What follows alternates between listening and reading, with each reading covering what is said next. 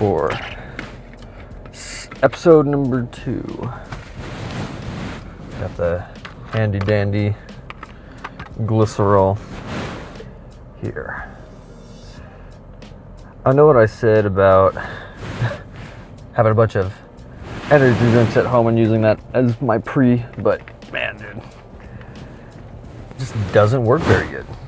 So I am using a different option. Still a cheap option. I've got the Chris Bumstead Charged pre-workout, the citrus grapefruit.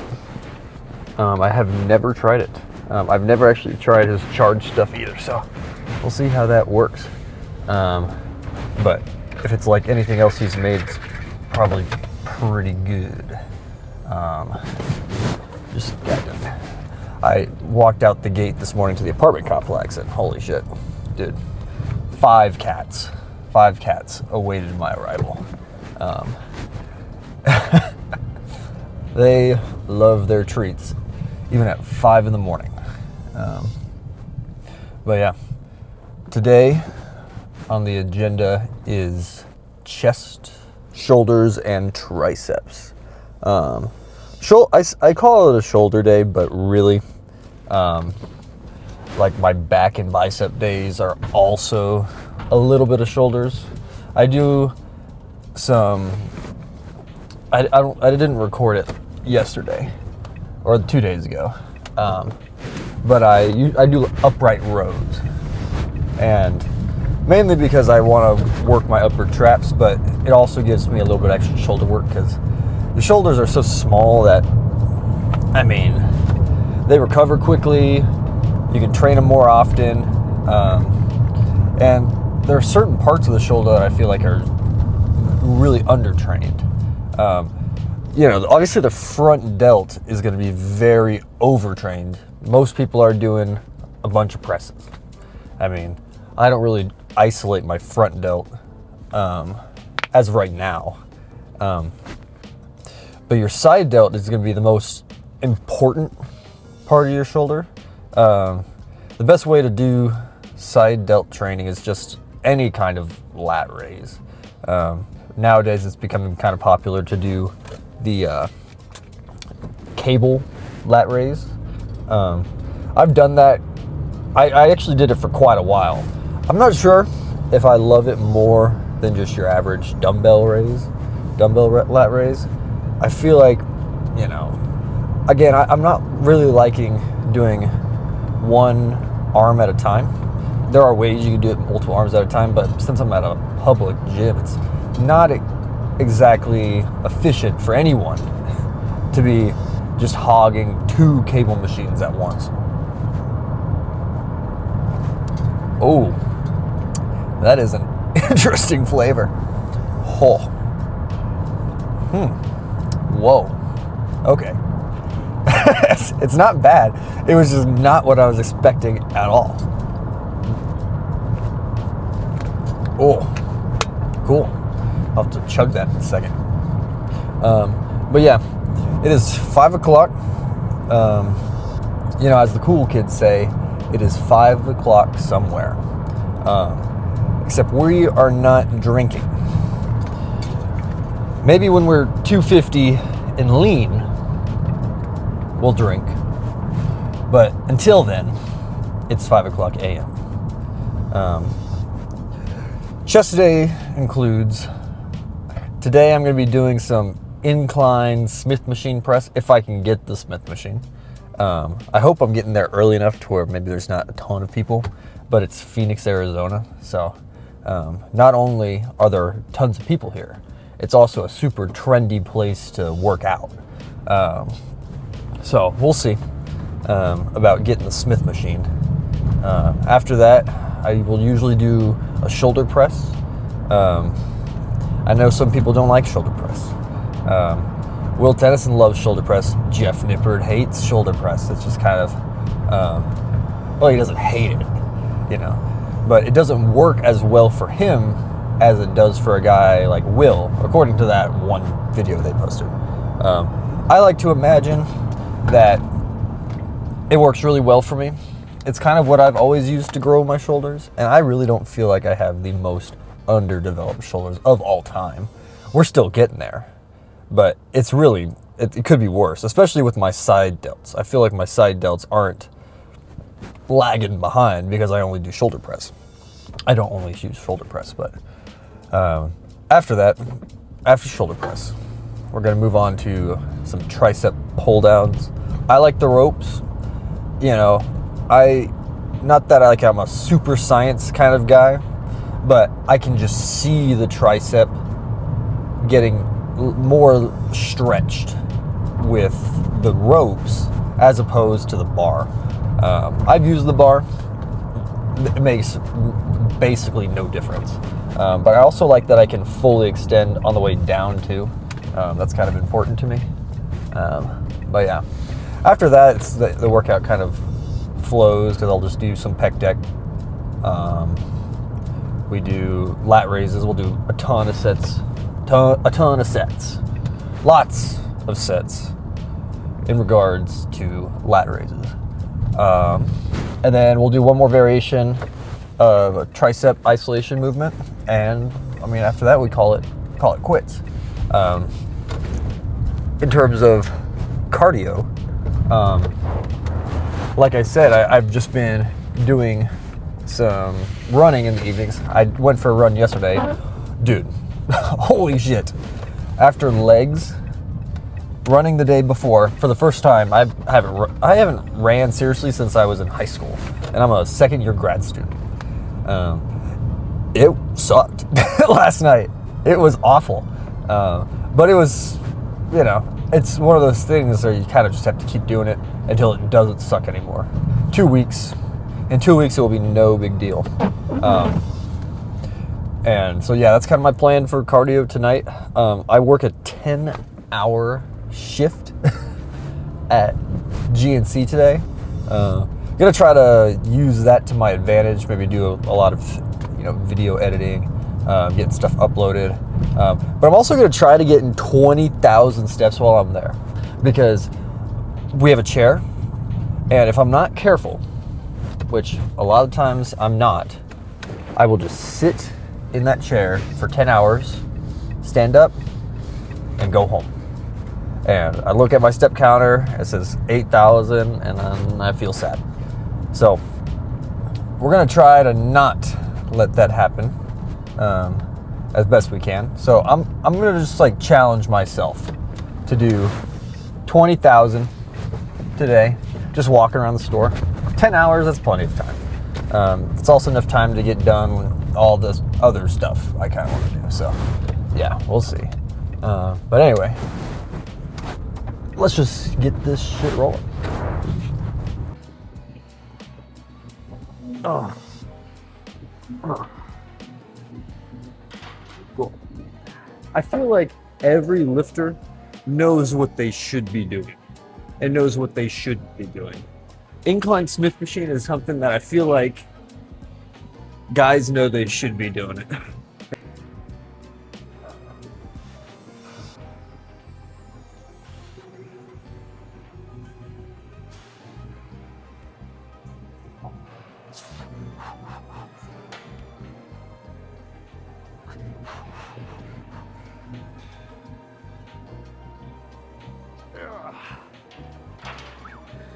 Ah.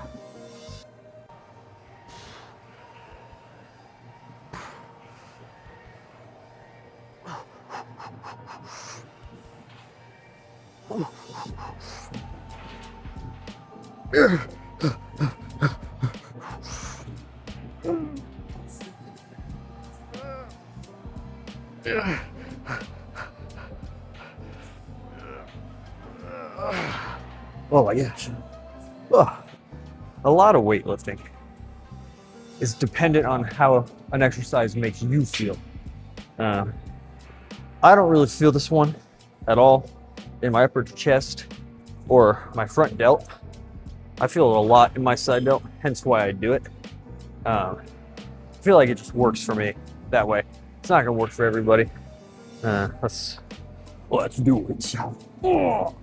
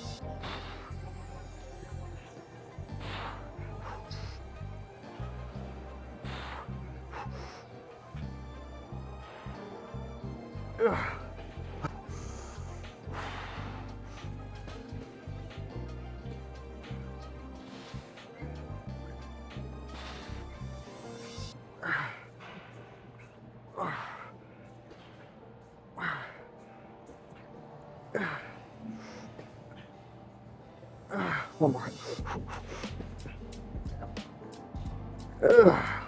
Oh, oh my God. Oh. See how this looks. Yeah, that's fine. All right. So, a couple things you might notice is that, one, I like to do exercises that are gonna be easy to fail on if I'm going heavy. You know, like Smith machine.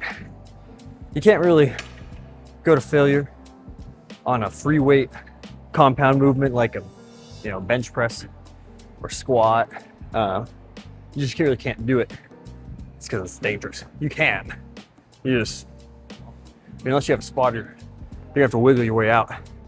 And that sucks. Gosh, that's way too heavy. Oh. Forget I'm not using the ones that have 2 pulleys. Oh.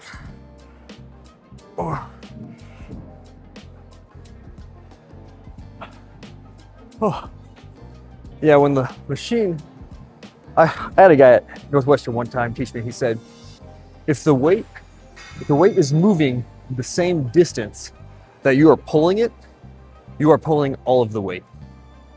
If you're pulling the weight and it's going down, but the weight's only moving halfway, that's probably an indicator that there's multiple pulleys, and that, you know, whether or not it says 40 or 100 on the machine, you're doing half that weight.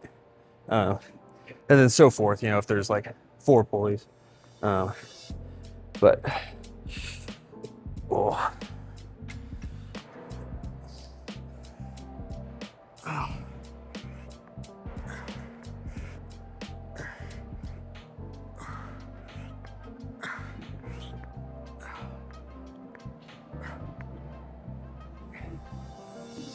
All right, I'll do one more set of this. Everything else, I might just do 2 sets. These are sort of my main lifts, so I don't really go crazy on the second half, set-wise. Intensity-wise, yeah. Oh.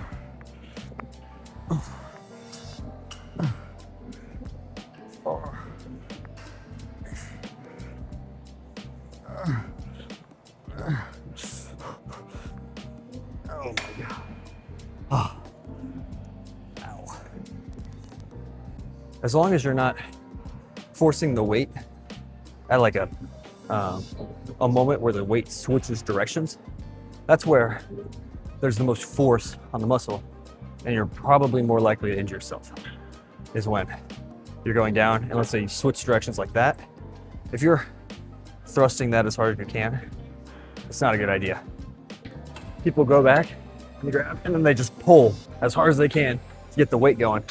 And that's kind of a recipe for disaster. What I do is, one, so I can get the best stretch, I have it on the notch that's furthest back. I grab it with 2 hands, pull here, and then I'm ready to go. Can't really see my face, but the handles are in line with my pecs, and I'm pushing forward. Ugh. You don't really want to hug the tree like this. It's not really the most efficient way to do it.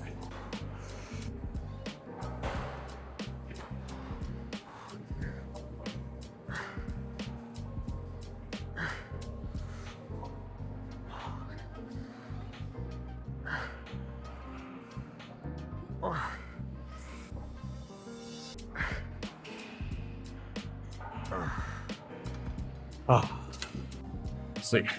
Turn the exposure down a little bit. Might be kind of cheating, but not too shabby.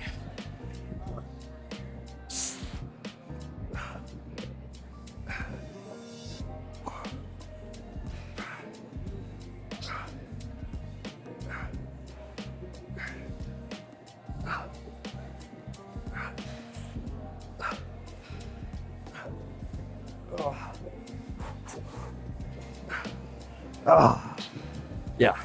All right. I think that might be all for recording today. I will catch you guys in the car after a couple more lifts. These are like shaking. Oh. You know, when I was in high school, I remember I was going to a music master class, which is it's a performance of a student where they perform a piece, but there's a teacher who's giving them tips and a coaching, essentially, while there's an audience in the room. So it's like an impersonal, personal lesson. And I remember I was at this master class, and the teacher told a student, he said that that people who are at the highest level, it's not that they are like innately better than you at anything. I mean, sure, people are going to have a little bit of natural ability, but there is a lot more that you can control than you can think, or that you think. He said something that stuck with me was that he said, if you are not in the gym or the practice room by 6 a.m., you are doing something wrong. And that is always, I mean, it's been 6 years, and I remember it like it was yesterday. I'm not saying that you can't have a good workout at night. Obviously, there are people who do that. That's awesome.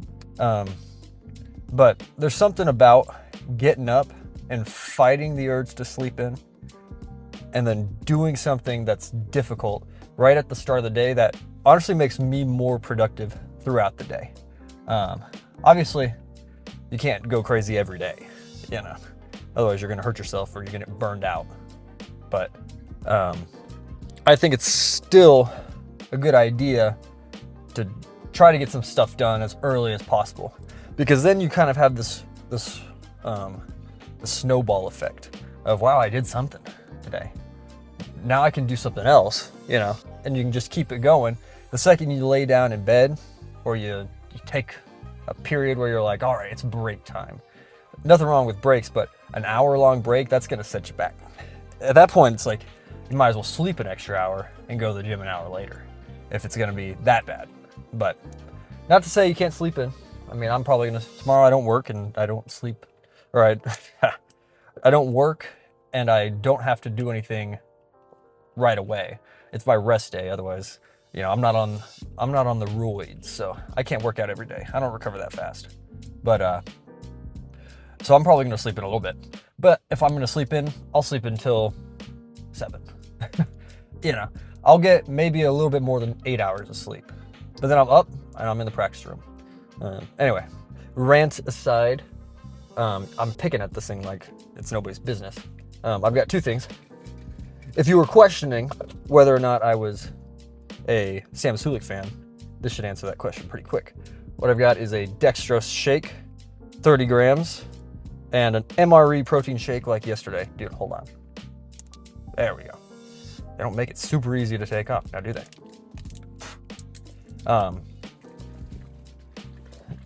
I've like binge watched all of Sam's videos. I don't know if he's still on the dextrose shake. I like it because when I practice immediately after,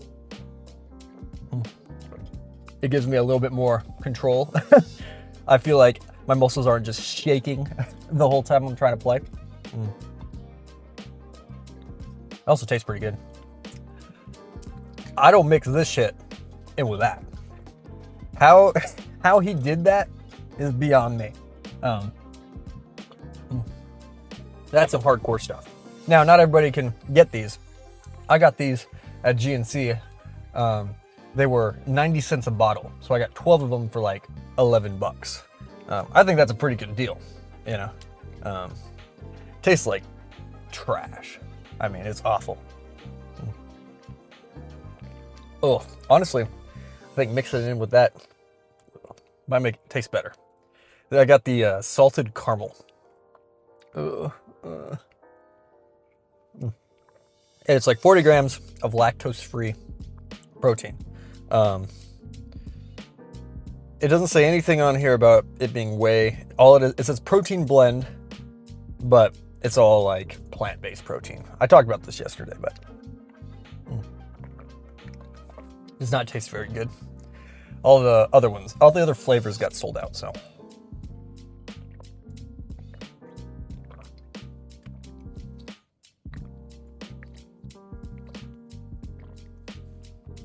Ugh.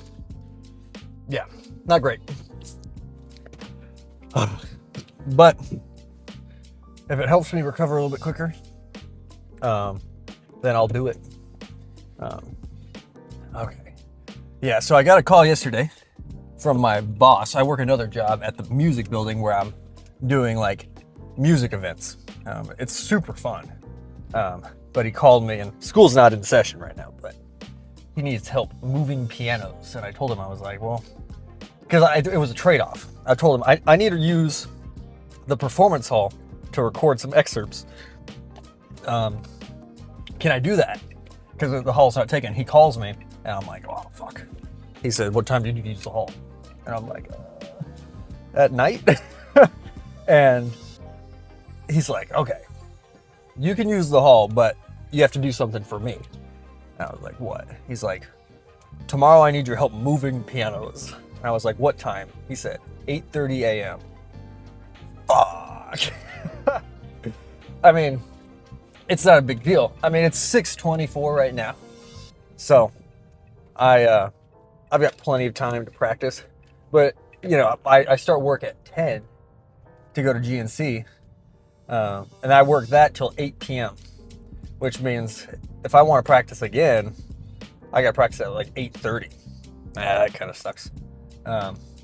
I've been known to practice a little bit at GNC, just in the bathroom. I close the store for maybe like 15 minutes, play through a couple of stuff, and then I go back. I play the trombone. I've never said that. That's the instrument I play. Nothing flashy. But I have to practice it every day.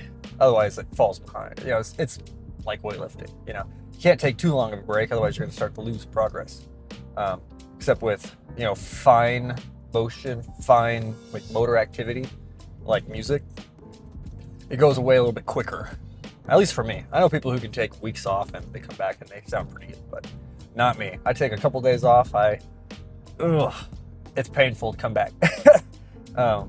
Just like if you're benching and you take a couple weeks off and then you come back and you're benching 20 pounds less than you could before, it just kind of makes you feel bad, you know.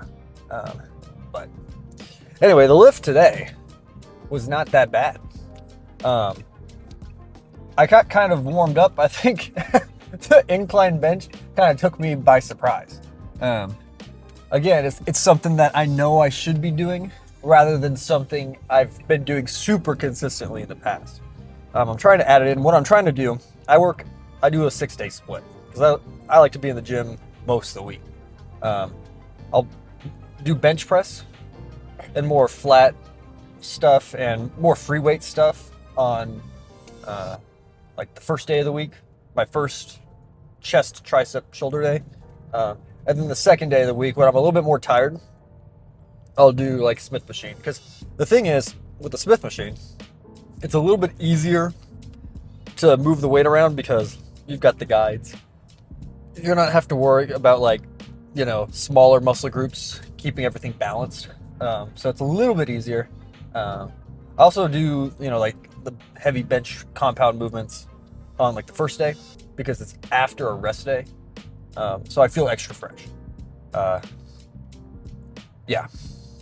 So other than the incline Smith machine press, it was not that bad. The shoulder stuff, getting back into that, I think I usually can do like 70s for like 10. I think I'm just, again, it's post Christmas, still getting back into it.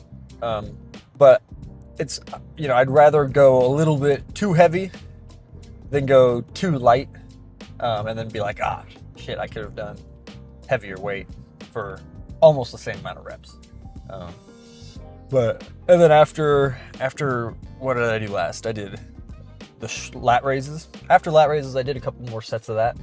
And then we finished with an overhead tricep extension. And what else? I think that was it. Yeah, after that, I just came out to the car. So yeah, kind of lackluster. I'd say the only downside about training this early is all of a sudden I'm hella tired. That pre-workout did jack squat. Sorry, C-Bum. I love you. I don't think it's the formula. I think it's just been sitting on my shelf too long. I didn't, like when there's beta alanine in your pre-workout, that's the stuff that's going to make you itchy. Not everybody likes that. People come into GNC and they complain about their pre-workout making them itchy. And I'm like, well, that's kind of part of it. Most people, I shouldn't say most people. A lot of people like the itchiness because it indicates to them that the pre-workout is working. I'm kind of one of those guys. I mean, if I'm going to be uncomfortable lifting weights, I don't really care if I'm a little itchy. I don't think anybody likes to be itchy, but I'd rather know that the pre-workout's working, so that way if I keep using it, I know I'm actually getting benefits from it. But yeah, I didn't really feel anything today, and I guess 300 milligrams of caffeine, either that is nothing to me at this point, or it just wasn't super strong. But like I said, it's kind of been sitting on my shelf. I have so much stuff. When I first started working at GNC, I just wanted to take everything home. Anything, even if it expired, I was like, I'll try it. We'll make sure that this is bad. You ever look at your gallon of milk and it expired 2 days ago and you smell it and you're like, I can't tell. Maybe the safe thing to do is just toss it and be like, I'll spend $1.50 to grab another gallon of milk. But I'm not that kind of person. I'll just sit there, I'll pour an entire glass, and I'll be like, all right, this is how we really know if this is bad. I drink it and it's fine. I'm like, okay, no, we still got milk. That's perfect. The next day, the same gallon of milk, I'm like, was one day enough for it to expire? Pour another glass, drink it, we're fine. Third day, another day has gone by. I wonder if this is still good. Pour another glass, drink it. That shit's bad. That's my process of going through expired products. A lot of protein powders and stuff, it will expire, but it's too hard to tell whether or not that date is a fine cutoff, firm cutoff. Oftentimes it's probably good for another month. Don't quote me on that. If you want to toss it. But I kind of, especially if I'm not paying for it, if a customer comes in and they return it because it was bad, well, not because it was bad, but they've already opened it, you can't resell it. A lot of times that stuff just gets thrown away. I think that's kind of what we're supposed to do. But my boss is cool if, instead of just tossing it, we can take it home and get some use out of it. But again, don't quote me on that. Maybe I'm lying about all of that. I am lying. I said nothing about that, in fact. But yeah, coming around with that subject, that's why I have so much stuff. I mean, you'll see me probably in the car with something different every day. Probably not the most effective, but in reality, you don't need any of that stuff to get in a good lift. All you have to do is get to the gym and work out super hard. It might help with a pump, but you don't necessarily need a super crazy pump in order to get a good workout. There are people who get super good workouts but without the pump, or vice versa. You get a good pump but your workout actually wasn't that good. Like if you have a crazy amount of citrulline and arginine and you go to work out, you can touch the weight and sometimes you'll get a pump. That does not mean that you're working out well. So just something to keep in mind, that like your effort matters the most in the gym, not your supplements. In fact, I'd say 90% of the people who come into GNC,